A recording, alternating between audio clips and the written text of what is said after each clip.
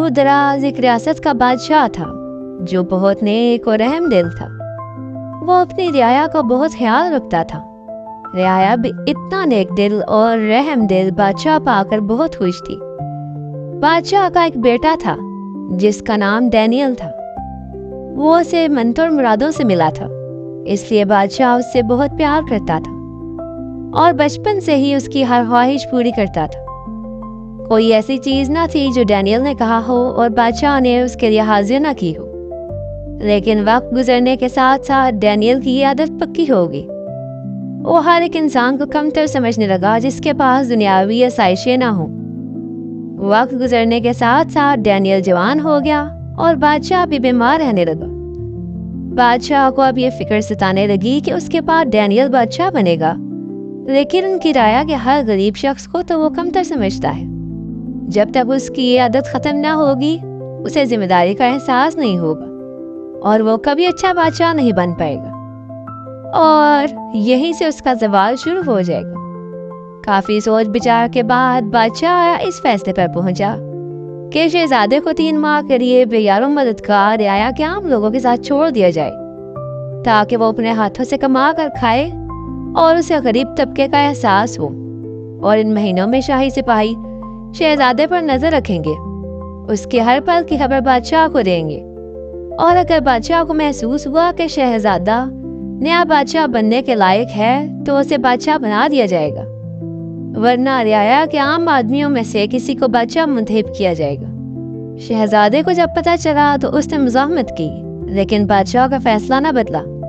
اس کے بعد شہزادے کو سادہ لباس دیا گیا اور اسے ریاست کے عام لوگوں کے ساتھ چھوڑ دیا اور کہا اپنے رہنے اور کھانے پینے کا انتظام خود کرو۔ شہزادے نے پہلے تو کچھ نہ کیا، لیکن جب بھوک برداشت نہ ہوئی تو اٹھا اور ہاتھ پاؤں مارنے لگا۔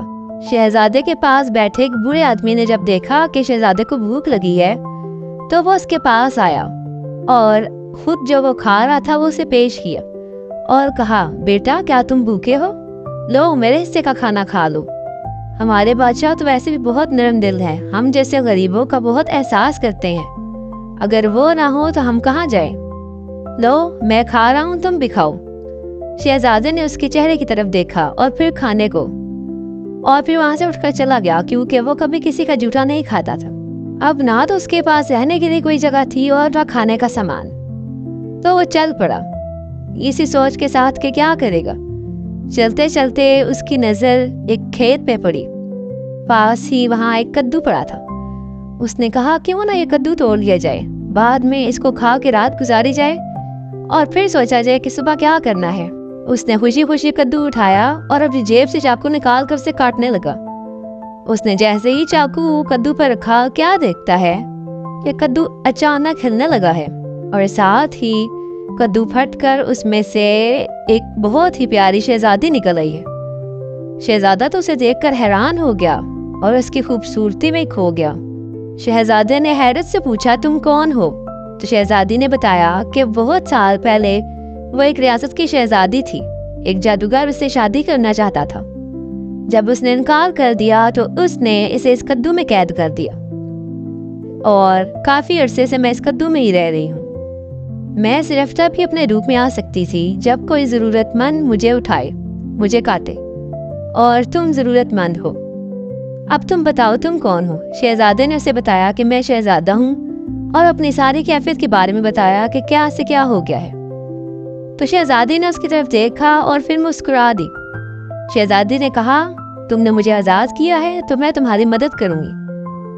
اس کے بعد انہوں نے دیکھا پاس ایک جھونپڑی خالی تھی، وہ دونوں جھونپڑی میں آ گئے۔ شہزادی نے کہا چلو ہمیں رہنے کا ٹھکانہ تو مل گیا، پاس کدو کا کھیت بھی ہے، تو ہم ایسا کرتے ہیں کہ مجھے کدو کا حلوہ بنانا آتا ہے، میں روز حلوہ بنایا کروں گی اور تم اس کو بیچ آیا کرنا، اس طرح تمہارے پاس کچھ پیسے آ جائیں گے، تمہارا گزر بسر بھی ہو جائے گا۔ اور ہاں یاد رکھنا، جس طرح آج تمہارے لیے یہ معجزہ ہوا ہے اسی طرح تم کسی کو بھوکا مت رہنے دینا۔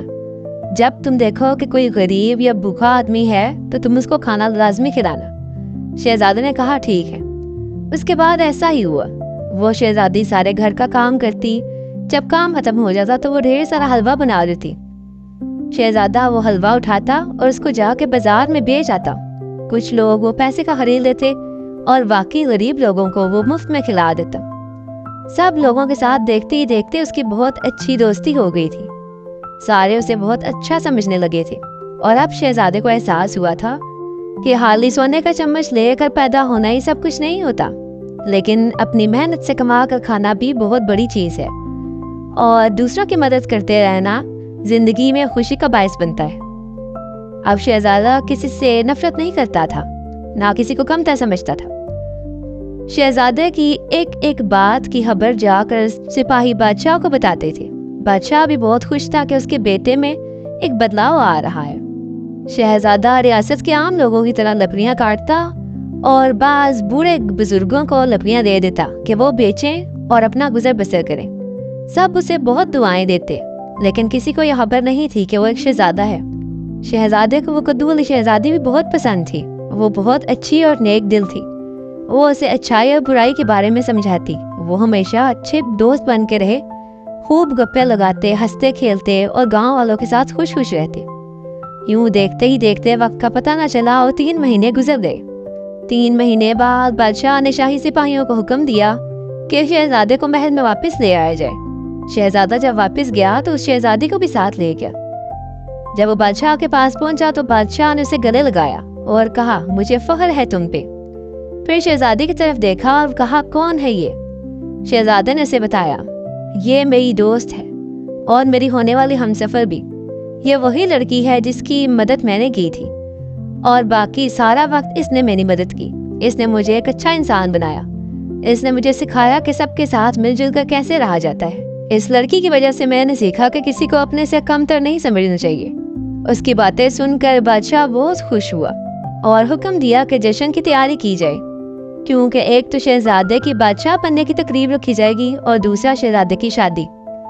फिर कुछ दिन बाद यूं ही बहुत बड़ा जश्न किया गया और शहजादे को बादशाह का रुतबा दे दिया गया और शहजादी के साथ उसकी शादी हो गई और सब हंसी खुशी मिलकर रहने लगे। और अब रियाया को एक और बहुत अच्छा बादशाह मिल चुका था।